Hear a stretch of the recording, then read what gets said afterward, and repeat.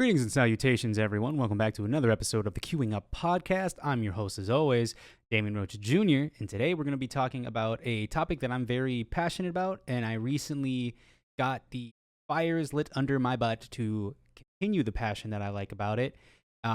It's very simple. We're going to get right into it. It is fighting games. I'm going to be talking about fighting games, basically giving you a little history of what got me into them, what fighting game I started, favorite characters from my favorite franchises, and I think it's 4 that I'm going to be going over, because there's a lot of fighting games that I've played, but these 4 are the ones that stick with me because as a child, they kind of made me understand fighting games and the difference in the movesets, the difference in the platformers that they are, whether it's 2D, 3D, whether they have platforms where you can jump on top of things, stuff like that.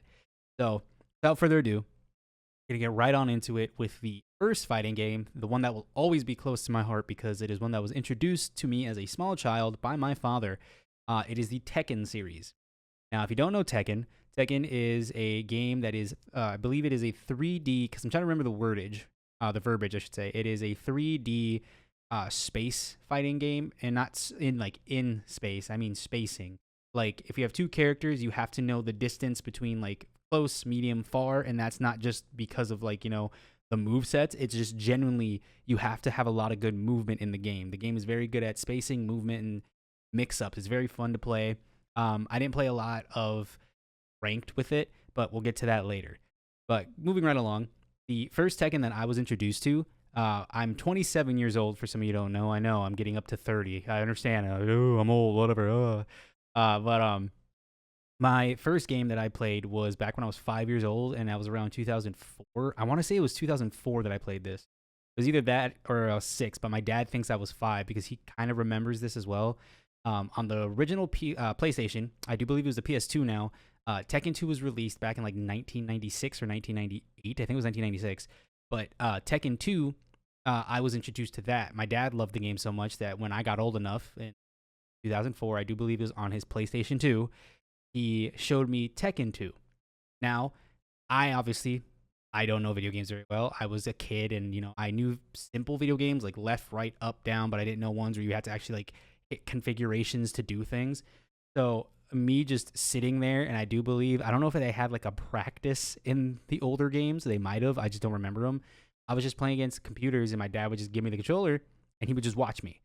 And so I was like, okay, cool. How do I make this do something, right?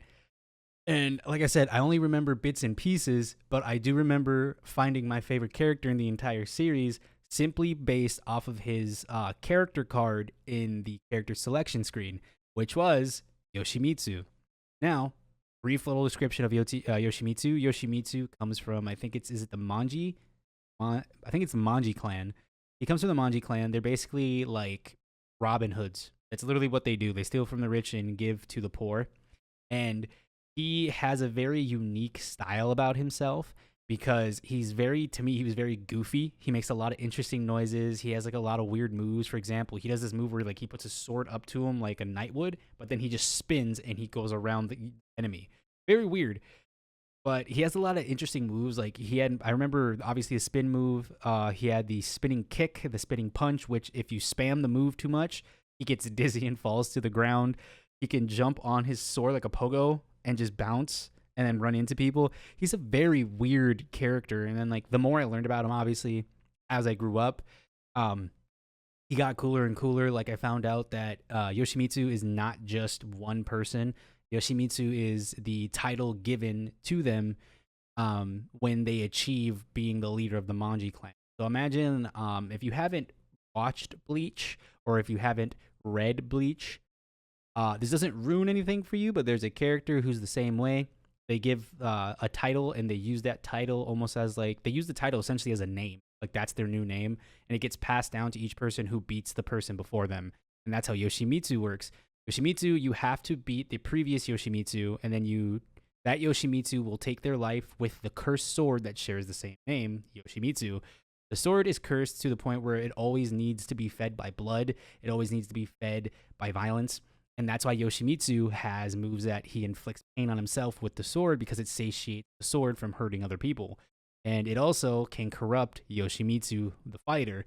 But Yoshimitsu He's a really cool character, and I don't know where I heard this from, but I'm pretty sure the sword is what's making him crazy and goofy. Like he has to have such mental fortitude to keep the sword in check, and then he only fights corrupted people or hurts them with the sword, and he only kills if he absolutely has to. Because Yoshimitsu, he has a long backstory that I'm not going to get into, that I'm not going to talk much more. It was just a brief description. But Yoshimitsu's a nice dude, nice guy. He's had a fallout with one of his fellow Manji clan members because they broke the one rule you're not supposed to. You don't steal for personal gain. You steal to distribute the wealth. And she decided, no, that's not what I want to do. I want to be rich and famous. So yeah, there's that whole thing. And I don't really recall playing Tekken. I think it was 3. I want to say I did, because when I look at like gameplay and stuff, it like reminds me of something. But I think it's because I played it on an arcade machine and not the system, like a PlayStation. So I remember playing Tekken 2. I think I went back and played Tekken 1 because my dad got it, and I think he rented it for us. And when I say us, I mean me, him, and my sister. And then I remember Tekken 4 kind of, and I think it was the same thing. I played it on an arcade machine. I didn't play it on the system. Tekken 5, I played that like it was a religion, dude. That game is so much fun. And that is the game which, by the way, I don't know if they still do this in Tekken, if this is even an option, but in Tekken 5, I remember going to a friend's house. And at this friend's house, all of his characters were speaking English. Now, to some of you who don't know, in Tekken, each character speaks their mother tongue. So if a character's Italian, they'll speak Italian. If they're Japanese, speak Japanese. They're from England, they speak English, so on and so forth, right? I have never heard a lot of these characters speak English. So when I went to my friend's house playing Tekken 5 and Heihachi comes out, he's like, I'm the head of the, the Mishima Zaibatsu. And I was like, hold up. Hold on. Stop where you are. What? Huh? And I was so flabbergasted. He's like, yeah, you can do that. And I was like, what? And I think Tekken 5 is the first time I heard Eddie Gordo speaking English. And I was like, what the what? I was like, this threw me off. But like, obviously some characters can't. So there's like animals like Roger Jr., Alex. Who else was there? Kuma, Panda. I feel like there's one more. Mokujin doesn't talk at all. But like, they don't speak at all. Like English, they just make animal noises. But hearing all the characters speak English threw me off so bad. And then I guess King. Yeah, King and Armored King, they just roar because that's just their character. But yeah, it was very fun to see that. And then I think it's because I'm so stuck in my way of how I played the game that I don't switch their voices to English. I just read the subtitles. And I don't even know if they do that anymore, because like I've played Tekken 6 a little bit, not a lot. Tekken 7 I did dabble in. I think Tekken 7 was my first time playing online. I want to say it was. I have to go back and check. I'm pretty sure Tekken 7 is when they introduced that like easy mode or whatever, like where you just hit, I think it's RB or R1 depending on the controller you're playing with, and it pulls up a list of moves and you just hit one of those buttons and it does a auto combo essentially. Unless that was Tekken 8. I'm pretty sure it was Tekken 7. I might be wrong. Feel free to what is it? Fact check me. Couldn't think of the word. But yeah, it's very fun. I liked all the Tekken games. Like I said, as a kid I didn't take it serious, but as I got older I started understanding the game more, understanding the process more. And out of the 4 games that I'll be talking about today, Tekken probably is the most complicated for me to understand and comprehend, because the way that it works, and I might just be dumb and don't know, a lot of their like moves aren't just moves in the game. And what I mean by that is, like, let's say you take Mortal Kombat, for example. Mortal Kombat, you look at the move list, it'll tell you down, forward, square, or 2-3 L, 2-3 into a light, or down, forward into square, or X, depending on the controller. And that'll be like, let's say, oh, that's your Comet Punch, right? That's the thing. If you hit that, you're going to do a move. Whereas in Tekken, I have yet to, I know they've had it before, but a majority of it is just combos. It'll show you combos, and those moves are within the combo. So it's very different when I was learning it. Very weird, overall. And it still is, to me, the most complicated of the 4 games that I'm going to talk about today. Still love it. Still play it.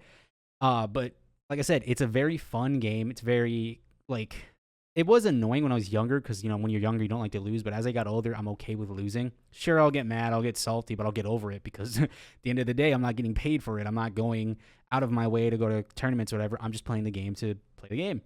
And I do remember having my biggest issue with the game was the juggle physics, how you can just keep hitting someone up or at least juggle them into a wall.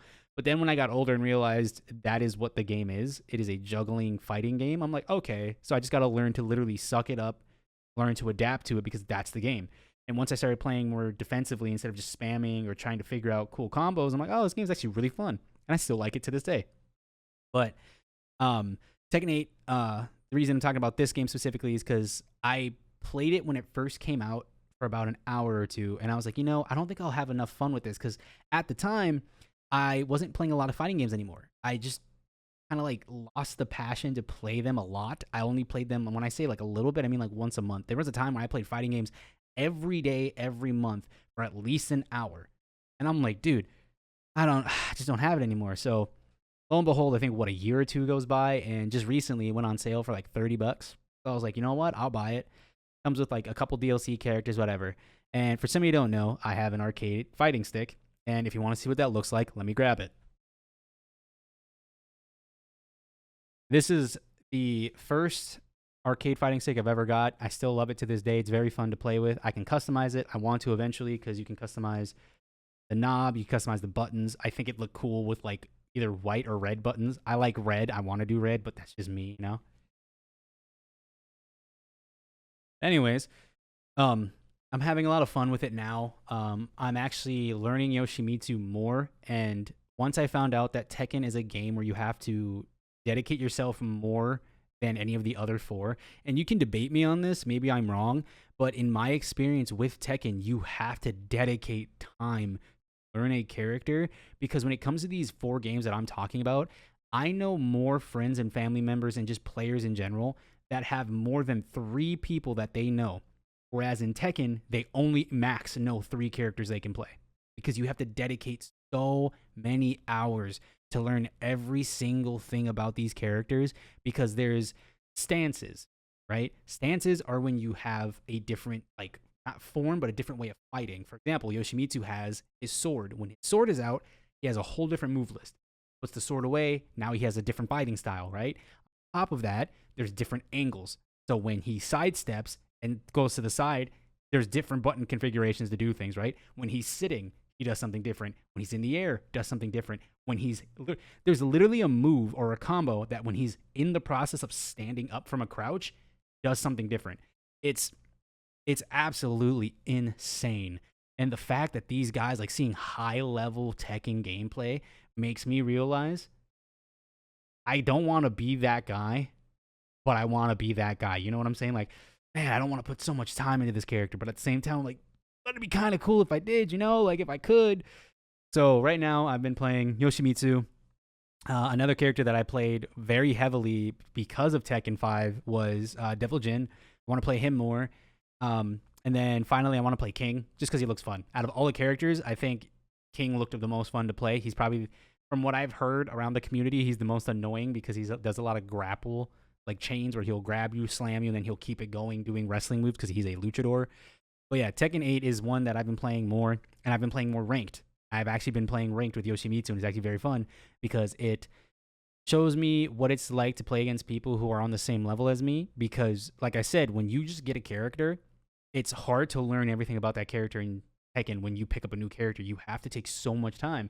And that's what's nice about me, is because I think taking a break and not playing Tekken for that year to 2 years while playing other fighting games taught me a lot of stuff that I could adapt and use in Tekken. Like a lot, because like for some of you who don't know, I didn't know fighting game lingo. Like earlier when you heard me say 2-3-L, that means down, corner, then up to a 6. Yeah, up to a 6. So it's like a quarter circle. So like I understood quarter circle square. Like that makes sense to me. But like there's other things where it's like a 2M, which means straight down. It's down in your medium punch. Like those are things that I learned through Dragon Ball FighterZ. And like I said, I play a lot of fighting games, and I'm just stubborn. Like I had to break a lot of bad habits I had when it came to fighting games. Like for example, I never looked up guides. I never looked up ways to help me. I just was stubborn and tried to figure things out. That's the whole premise of the game is you look things up to help you, right? The premise of the game is to learn. That's the whole point of the game is to learn, right? So how do you learn? You have other people teach you, you learn from them, and stop being stubborn. So yeah. And overall, like I said, Tekken is very fun to me. I love this game. I'll always love this game. Yoshimitsu is my favorite character.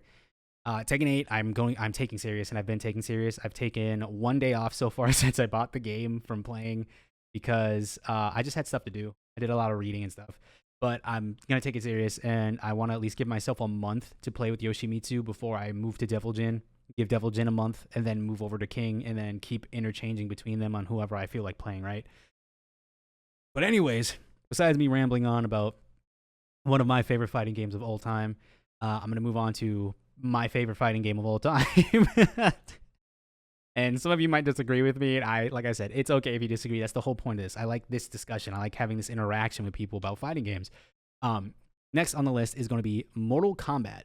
Now, Mortal Kombat, I can't for the life of me remember which one I played, but I know for a fact it was either Mortal Kombat Deception or Mortal Kombat Shaolin Monks was the first game that I played. I want to lean towards Deception. The only reason I want that is because I remember seeing Shang Tsung, what's his name? Quan Chi fighting Raiden, and then this one big dude. I don't think his name's Ogre because that's Tekken. Oh, I can't remember his name, but he's like a big green dude with wings. Like was like this ultimate evil that was like awakened because they beat up Raiden, stole power, whatever. Is that Deception? I think that is Deception. Deception was pretty cool. I enjoyed it very much. Shaolin Monks, like I said, I remember it because it was like an open world thing. It was very weird. It was a very weird thing that you can go to the different realms or whatever. Like it was cool, but it was weird at the same time because I'm used to like a 2D fighting game. What I mean by 2D is you can't sidestep this game. You can only go left, right, up, and duck. Like you can jump and duck and go left and right. You can't like literally sidestep and go around your enemy like in Tekken. But Mortal Kombat is very fun. Like I said, it is still the most brutal fighting game I've ever played in my life because that's the whole premise is Mortal Kombat. You have to fight until you die. How it is. But in Mortal Kombat, I've got to meet my favorite character, which is Sub-Zero. Now, if you want me to be specific, it is Kuai Liang Sub-Zero. That is the younger brother of the original Sub-Zero, Bi-Han. Bi-Han is the one that died to Scorpion. And the reason for that is a plethora of things. One, Kuai Liang is more diplomatic than his older brother. His older brother is just a D-bag. His older brother's like, I'll just get rid of the obstacle. It's taking the life from them. I'm like, we understand, Bi-Han. We understand you're a super cool ninja guy who can freeze the air. But just shut up and talk for a second. And a majority of the things that happen can be just, prevented. But Kuai Liang, in my opinion, is just the cooler of the two Sub-Zeros because he uses his abilities more defensively. Don't get me wrong, he can attack offensively, but like from what I've seen from the video games and like, some of the comics, he uses his stuff defensively. So instead of making like a giant sword or making like brass knuckles, he's making a wall, a shield. Then he'll turn it into a spike shield, a spiked wall, turns it into like a sword afterwards. So like he will be very defensive at first to figure out if this guy's really an enemy, if this girl's trying to hurt him. But then if he finds out like, oh, they're being mind controlled, oh, I'll just beat him up a little bit, knock him out, right? Simple. But Kuai Liang, like I said, if you haven't played any of these games, I'm going to be going over the lore, so be prepared for spoilers. Kuai Liang Sub-Zero actually mends the wounds that him and Scorpion, like, his clan and Scorpion's clan, because it's the Shirai Ryu and the... Oh, why did I forget your name? Is it the Lin Kuei? Yeah, the Lin Kuei. So the Shirai Ryu are Scorpion's clan, and the Lin Kuei are Sub-Zero's clan. The Sub-Zero is the Grand Master. Well, after decades, and I mean actual decades and real life time of them beefing with each other, Scorpion finds out that Bi-Han actually didn't murder his wife and child and his entire clan. He actually finds out that was Quan Chi who manipulated him into doing that. Or not manipulated Bi-Han, but manipulated his body. So Quan Chi turned himself into Bi-Han like an illusion and made him believe that, right? So after they find that out, or after I should say Kuai Liang finds that out, he talks to Scorpion, who tries attacking him, like, "Oh, you're coming to kill me." He's like, "No, I'm not. I'm not here to hurt you. I'm here to like mend the wound that is what happened between you and my brother." He's like, "Don't get me wrong. Kuai Liang is like, I loved my brother, but he needed to go. Like he was just a warmonger. He loved violence. He loved taking people's lives. That's just who he is. But yeah, Sub Zero is very cool. I love his moveset of being able to freeze people, being able to like slow them down depending on the move because he like can shoot the ground and like, you know, slow you down if you're on it. He can slide. His spacing's really good. Like everything about Sub Zero is so cool to me. He's so awesome. I love playing Sub Zero. Like I said, very cool character. Love everything about him. His suits are cool too because they're all like blue related, whether they're like light, bright blue, dark blue, like variants of blue. They're very cool. Moving right along to the last point of this was out of all the games that have been out, I think there's like, I want to say there's like over 20 Mortal Kombat games. I might be wrong, but I know there's a lot. I know there's at least 10. There's at least 10, but I want to say there's more than 20. Out of all of them, my favorite one to play, just in general, is Mortal Kombat X. Now, I know a lot of people might say that's the worst one. That's a terrible game. Here's the reason why I like Mortal Kombat X. The fact that you can choose variants of the same character. So what I mean by that is, let's say Sub-Zero, you pick him, right? As soon as you pick him, 3 more options pop up. Okay, do you want to play Sub-Zero the Weapon Master? Which means all of his moves are going to have ice weapons like a sword, a knife. I forgot what his other one was. You want to play Sub-Zero the Grandmaster, where all of his moves are ice, like cryomancy, where he'll make walls, he'll freeze the sky, he'll freeze the ground. Or do you want to play, I think it was Sub-Zero the Deceiver, where he has an ice clone. So like he can back up, and that if you hit that clone, you freeze. He can pick the clone up and throw it. He can, what was the other thing he was able to do? I think he was able to freeze you with his slide. Like he'll deceive you that he's about to like slide into you, but then he'll stop and freeze you. And I was like, that's so cool. Having the choice to like play a character, but you don't know what version of that character is until you see one of their movesets is so cool to me, because having variants of a character that's beloved and known throughout every Mortal Kombat is so cool. And like I said, the mechanics of it was awesome. I loved it so much. I love the fact that you can play different versions of the same character. It was so cool. And you can also customize some of the movesets. Not all of them. It's like you can add 1 or 2 moves, I think, at most with them, which I thought was cool as well. Like Mortal Kombat X had some of the like most fun, refreshing things that I've got to experience in a Mortal Kombat game. But like I said, it's my favorite game to play. My favorite story of all Mortal Kombat is Mortal Kombat 1. You can go argue with the wall. I don't care. Mortal Kombat 1 has hands down the best story in Mortal Kombat. The way they rethought everything, the way they redid the entire universe, the fact that Scorpion and Sub-Zero are brothers in this new universe was absolutely just jaw-dropping to me when I looked at that. And that was just the trailer. That wasn't even the actual game. Like, oh, it's such a cool, fun story to play. Mortal Kombat, like I said, is my favorite game of all time. Tekken, it's up there. Don't get me wrong. It's probably number 2, if I'm being honest. It's number 2 for sure. Mortal Kombat is and forever will be number 1 because it's just so much fun to play. There's nothing better than hitting your friend not only with a perfect, but then getting to grab them by their left wrist, right ankle, and pull them apart the long way like you're, peeling away a banana peel. It's great. But moving on to our third game, is a game that I haven't played in a while, but it is a game that helped me understand how to, because I think this is the one that I took more serious than the other 2 games, because like I said, Mortal Kombat, I played just for fun, but once it came to Mortal Kombat, I think it was 10, because 9 was fun, but Mortal Kombat 10 and up, I actually started playing more competitively, not online, just with friends. Like I actually understood more about spacing and which was SoulCalibur. Specifically, SoulCalibur 2. Now, SoulCalibur 2 was a fighting game that threw me for a loop because every fighting game has their gimmick, right? Tekken, 3D game. I can move side to side. I can walk around you or like move around you, right?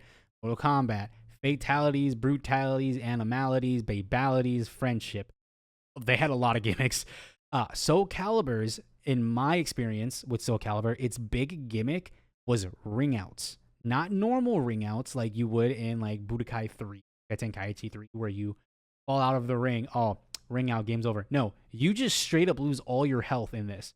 Like you can, if you're fighting on top of a rooftop, you can kick, throw, punch, you can just get your character to fall off the building and you just lose. It goes ring out. And I think this was the first fighting game I played that I really recall the repetition of the KO noise. So like you punch your enemy, right? I keep looking over here when the camera's right there. You punch your enemy. All the enemy's health is gone, and you just hear the 3 times, and that's it. It might have been in Tekken 2. I think it was, but I just recall it more in SoulCalibur because I played SoulCalibur a lot. I didn't bring my water bottle in here, dang. But SoulCalibur is very fun. SoulCalibur 2, like I said, is one that I always remember, like the music to. I always remember hearing like the ting ting ting ting ting when you're like selecting a character, like the noises. It's so nostalgic just hearing it. And this is where I was introduced to 2 characters that were very cool, but the one that I loved the most was his name was Mitsurugi. Now, Mitsurugi is a samurai. He has I think it's like a 7-foot katana. He's so cool. I think it was specifically SoulCalibur 2. I think they did change this move a little bit. He has a move where he puts his katana back into his sheath, and then he goes real quick and slash. It's really cool. He's a samurai guy. I really enjoyed him. I also like, because I think you could do the same thing in SoulCalibur 2, where he specifically speaks English, but you can change him to Japanese voice, which is cool too. Both voice actors went off with him. Really cool. Um, I kind of forgot his backstory because it's been a while since I've played a SoulCalibur game, because I think the last one I played was SoulCalibur 6. I only played that for like an hour max, I think. But I also think I tried online and I ended up winning, and then I lost, and then I was like, okay, fun. Got to put some time into it. But this was around the time with like Tekken like 8 for that hour where I wasn't just really feeling too much. But moving along to my next point. Before I forget, the other character that I was really thinking was really cool, his name is Maxi, I believe. He has nunchucks. That dude is cool as hell. I don't care. He's just super cool. Like, he's a super fun guy to play with and play against. He's just super cool. But Yoshimitsu 1 and Yoshimitsu 2 are in the SoulCalibur universe. Now, this is what threw me off. I was like, wait a minute. Yoshimitsu was like, oh, maybe it's just the same name. No, when I saw the mask, when I saw the weird little like jumping thing he does with the sword in his hand, I was like, what? So like as a kid, I didn't know that that's a thing where characters can appear in other fighting games. But as I got older, I found out that SoulCalibur takes place. How do I explain it? It takes place in the past. So like right now, we're in the present. This was like hundreds of thousands of years ago. I want to say hundreds of years ago. It was hundreds of years ago for SoulCalibur. Hundreds of years in the future is Tekken. Maybe. I don't actually know the timeline of Tekken. I'm pretty sure Tekken's just in the future. I don't know how much. I just know it's in the future. So the Tekken we see, or the Yoshimitsu that we see in SoulCalibur is the ancestor of the one we see in Tekken.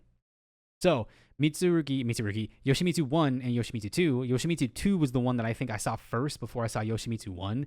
Yoshimitsu 2 is the one that took over for the first one, obviously, by beating him. Then, he gave his life to the sword, so on and so forth, right? And it was really cool because I also found out that his sword, the curse that it has, is connected to the same energy as, what is the sword? It's not called the SoulCalibur. It's called something else. It's the sword that Nightmare has. It's that. I don't think that's not the SoulCalibur, is it? That was called something else. But it's the big sword that's like the evil thing within the SoulCalibur universe. That's what Yoshimitsu's sword energy comes from, I believe. But it's very cool. The SoulCalibur universe was awesome. I know in SoulCalibur 2, if you were playing on GameCube, I think it was, you got Link. PlayStation was Spawn. And Xbox was... I forgot what the Xbox exclusive was, but it was really cool.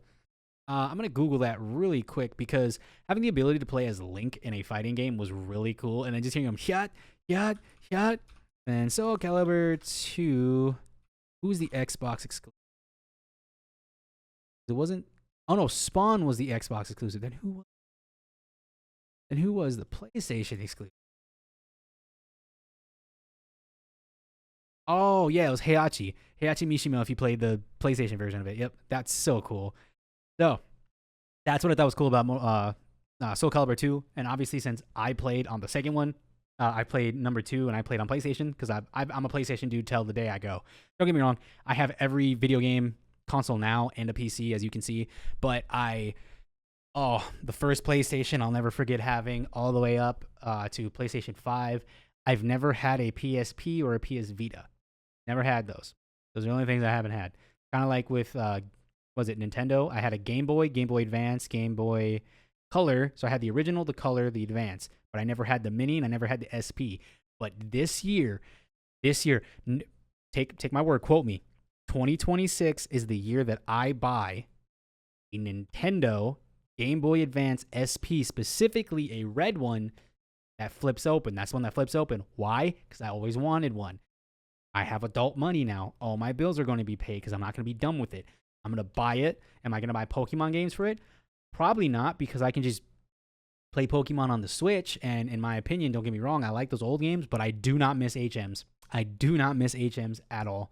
I do not miss having a Bidoof on my team, forcing that awesome Pokemon who is our Lord and Savior Bidoof to force him to lower his standards and become the HM puppy, the one that goes around doing cut, surf, rock climb. Like, no, I do not like HMs. Don't get me wrong, I miss the old Pokemon games, and the moment they remake Heart Gold, Soul Silver onto the Switch, even if it's a Let's Go Johto, I am screaming at the top of my lungs, and that will easily be my favorite game of all time, because my favorite Pokemon game of all time is Heart Gold. I don't know where it is. It's somewhere on my desk somewhere. But Heart Gold is my favorite Pokemon game. I probably will play it, because I used to have all the mainline Pokemon games on DS, and then I sold them all to get a PS5. Some of you might be like, why would you do that? Because when it comes to collecting for me, I only collect certain things that I know I will use or that I like. So for example, those up there, all those plushies, those figurines, those amiibos, and all these figurines here, it's cool. They like add aesthetic to something. But when it comes to video games, I don't like collecting them if I'm not going to be playing them. So I played through all of them, and then I didn't touch them for like 4 years. I had a 3DS, a 3DS XL, and a 2DS because I wanted to trade with myself. But it's the fact that I didn't get to play, like I didn't play those games a lot. And once I started playing more of the newer games, I'm kind of like, I should probably get rid of these because they've just been sitting here, and I feel bad knowing that I have them, and some kid, some teenager, some adult who like plays them daily or just wants them in his collection to just have, can't do it because I'm sitting here just holding on to it. So I sold them, got almost $1,000 for all of them, and then got a PlayStation, got 2 controllers, a PlayStation charger. I think it was like 3 games. I got a lot for it. It was insane. And I'll always remember the guy's face at Rock 30 when he opened it up, and he's like, and that was one 3DS with half the amount of games. And then I was like, oh yeah, there's another case too. So he's like, there's another one, and he opened that one. He pulled all of his employees to him to show them. He's like, you're selling all of it? I was like, yep. He's like, why? I want that PlayStation 5 that's behind you. Do you think that'll be enough? He goes, he's like, this one case with the 1DS and what was I think it was 8 games is enough for that. And I was like, nice. So then he did the whole transaction, whatever, and he was just flabbergasted. He's like, you're really getting rid of all? I was like, yeah. I was like, yeah, just, whatever. And I could always re-get the games, but they are getting more expensive. And like I said, there'd be no point. I think it's more nostalgia of me having them than actually playing them. The Game Boy SP, I'm telling you right now, I'm playing it. I'm playing it all the time. That's the difference between the DS and the Game Boy SP. I'm getting the Legacy of Goku. Legacy of Goku 2, I think, is another one. There's a Hulk game that I want to get for it. There's a lot of games that I'm playing on that thing. I don't care who you are. I don't care what's going on. I could literally just be like, man, I sure miss this relative who passed. Yeah. What are you doing? Playing Mario. Yeah. But yeah, besides me getting sidetracked, we're going to move right along to the 4th and final game that I would love to talk about. And like I said, the reason why I only picked 4 is because these are the 4 that I played as a kid, that I got older, played. They have the longest time with me as a person. So I think the last SoulCalibur I played was 6, and that was 4 years after it came out. I think it's that old, yeah. But moving right along, you probably have guessed it at this point. If you haven't, kudos to you. If you have, kudos to you. But we're going to be talking about Street Fighter. Everyone knows Street Fighter. Street Fighter is probably, in my opinion, one of the, if not the most, like, is it the most well-known fighting game? Because everyone that I know personally that has played Tekken, Mortal Kombat, SoulCalibur, Guilty Gear Strive, Dragon Ball Fighter, like any other game, knows Street Fighter, knows Tekken, Mortal Kombat, SoulCalibur, but they played Street Fighter. Like, a lot of people have played more Street Fighter that I know than the other games. And I want to say, yeah, Street Fighter. I want to say Street Fighter is probably the most well-known fighting game. I might be wrong, and it might be Tekken, but I'm pretty sure it's Street Fighter. But me going on a tangent. For me personally, I did not play Street Fighter until Street Fighter 4. Now, I have seen friends, family members, and random people playing Street Fighter 2, 1, 3. And the reason I say that is because that's how I was introduced to Street Fighter. I think Street Fighter 2 was the first one I saw. Then I saw Street Fighter 1, then Street Fighter 3. Street Fighter 4 was my first uh, way into the Street Fighter universe and the franchise. And it's kind of interesting because I knew about the characters before I myself played. And that's another example of I knew Street Fighter. I never played Street Fighter. So playing on the PS3, I think it was Street Fighter 4 Ultra, Super Mega, whatever. Because Street Fighter has this like had this tendency to re-release the same game, but like a different name or had different characters. So like, for example, instead of paying for DLC in Street Fighter 4, if they even allowed DLC in Street Fighter 4, you would just buy Street Fighter 4 Super, and then it would come with the first year. And then there's Street Fighter Super Ultra that came with the second, first, and the main game. It was really dumb in my opinion. It was really stupid. And I played, I think it was the last version of Street Fighter 4, it was like Super Ultra Mega, whatever the hell it was. And it was pretty fun. It was pretty fun. It was another instance of an interesting way to try to figure out the differences in your lights, mediums, and heavies, because in the game it'll show you like quarter circle, yellow kick, which means your light kick.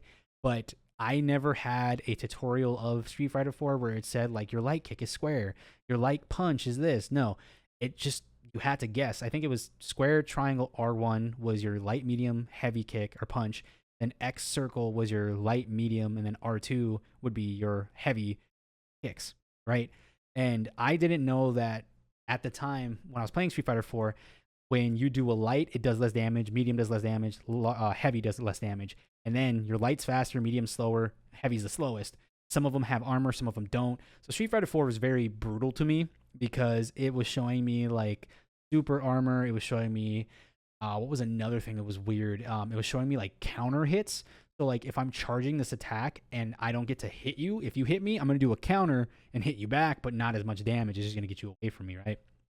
Also, Street Fighter has a lot of aerial combat too, which I thought was cool, where, you know, it's not like you're in the air battling each other like Mortal Kombat, but it would be like you jump in the air Hadouken, like with Ryu, Akuma, whoever, you know, Ken, whoever has the Hadouken, and that is an overhead. So they have to pick, do I want to block the overhead? Do I want to block the medium? Or do I want to block the low? Because then you can pressure them by shooting it, jump, rushing them, and then kicking low to see what they block. Pretty cool. It's pretty fun. The mix-ups are pretty nice in there. This like franchise is where I've met, or I got to see and experience the coolest character in fighting game history. Go talk to your mom and dad. They'll tell you the same thing. Go talk to the wall, the sky, the ground, the animals in the forest, the fish in the sea, the bugs in the sky, the atoms in the universe, and they will tell you that Akuma is the GOAT of fighting game characters. I do not care. I really just don't want to hear you. Akuma has a sick backstory. He has a sick aesthetic. His moveset is super brutal and awesome. The way he talks, his moral code that depending on the game, the game, the movie, the series, or the comics, it kind of gets iffy because Akuma doesn't hurt people who are innocent, even though I think it was in the comics he did. He did it once or twice, and it, like, people got mad at that because it didn't make sense that he would do that. He doesn't fight against people who are losing. Like, if you're not keeping up with him, he just gives up on you. Like, okay, whatever. His whole fighting style is literally to kill, maim, and destroy. That's literally his premise of living. He's such a cool character, dude. His prayer beads, when he gets older and his hair's all long and he's got that big old beard, he just dedicates himself to destroying everything. He travels the world fighting people he believes can be worthy of fighting him. Oh, dude, he's so cool. Akuma is just such a cool character. And, of course, he's my favorite character in fighting game. So for you guys who don't know, I should have said this earlier. When it comes to fighting games, my favorite character I usually struggle the most with. But for the only exception is Sub-Zero, because Sub-Zero I've taken the most time to learn. I've known a lot about his movesets, and this is before I knew about frame data, before I knew about plus and negative on block, whatever that meant at the time. Because the other games that introduced me to that, Injustice 2 was the one where I learned about that, about having plus and minus on frame data. Got taught that by my buddy. Super Smash Bros. Was the one that really taught me spacing. What was another thing I learned? Spacing, plus, minus, and then it was, I can't remember the other fighting. Oh, Dragon Ball Fighters. Dragon Ball Fighters was the ones that really taught me about mix up, how to like pressure people more, how to like kind of like put the pressure on a corner, get them into a corner, get out of a corner. So there's other games that taught me how to refine and reapply myself to the games. And the only reasons they're not in here is because, like I said, these four I've played the most. So playing those other fighting games helped me understand these fighting games more. And Street Fighter 4 was super interesting. Street Fighter 5 was pretty cool. I really liked, I forget his name, but he was like the main bad guy. He had like long flowing dreads, was just basically chaotic. He was just chaos incarnate. And I do believe he ends up dying to Akuma, if I'm not mistaken. I might be wrong. It's been a while since I played that story mode. But Street Fighter 6 specifically is what brought me back into online rank mode. And the reason for it is because they introduced a character named Marisa. She's new to the series as a whole. She's basically a gladiator. She comes from a line of gladiatorial like combat, and she's very fun to play. Her mix-ups are cool. Her applied pressure is fun. I also played Zangief or Zangief, depending on the announcer, because he says it both ways, which is weird. But played him. I've played Guile. I've played, I forget his name. But he's a Jamaican. I think he does capoeira too. He's a Jamaican capoeira guy, and he's very funny when he talks. I like him. Played him a lot. I played Akuma. So out of the like all these games, like Mortal Kombat, SoulCalibur, and Street Fighter, I know more characters because I like playing around with them more. Tekken, I only know 3 characters. I only know 3 characters that I want to learn. The only 2 that I know actually how to do things, Devil Jin, Yoshimitsu. That's what I'm saying is when it comes to these games, I know how to play other characters more than I do with Tekken because Tekken is so complicated.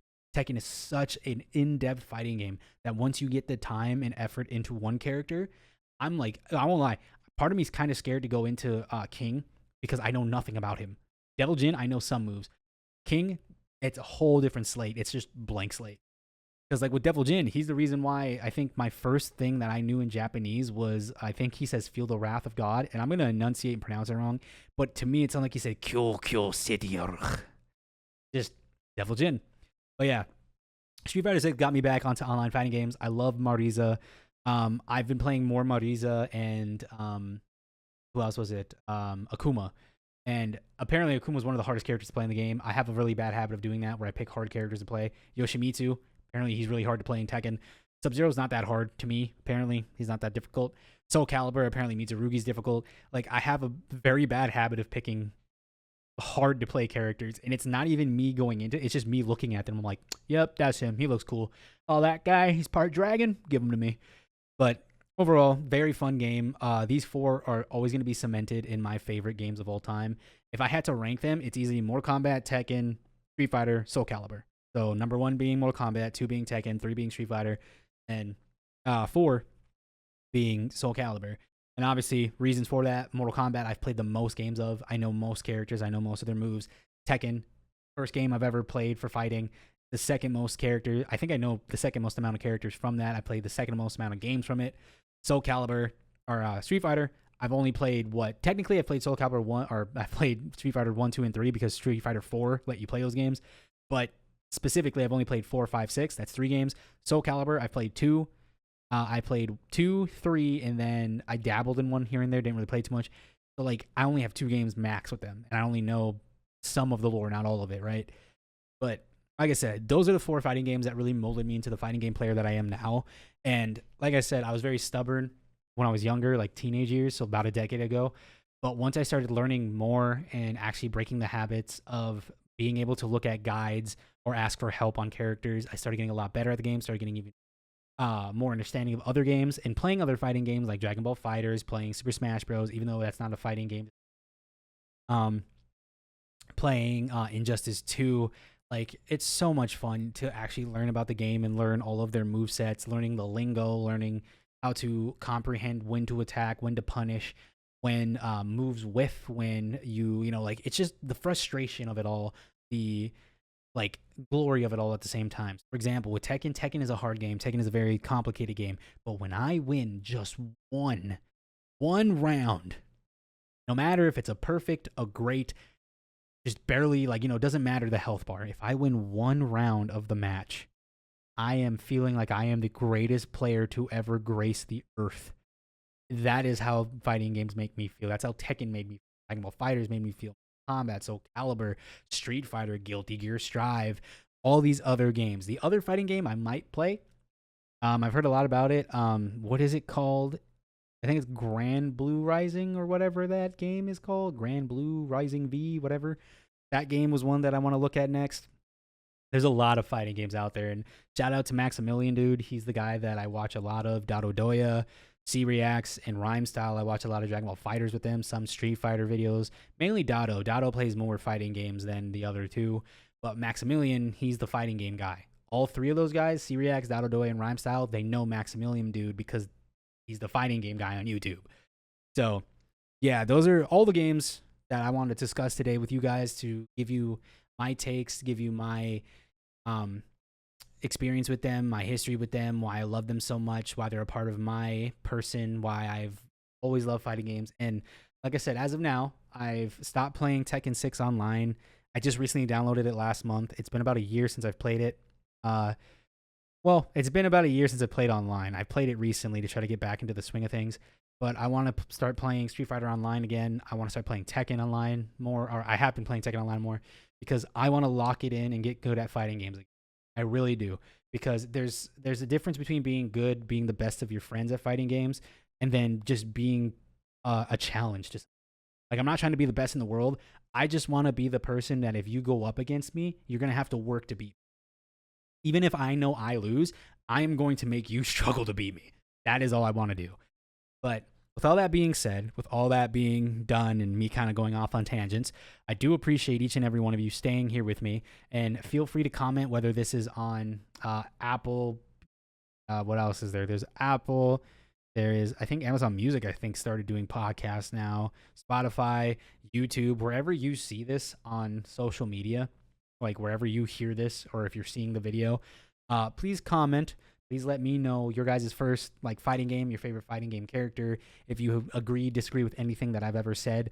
Because, like I said, that's the whole premise of me talking and we're doing this podcast, is I like conversation. I like having debates, stuff like that.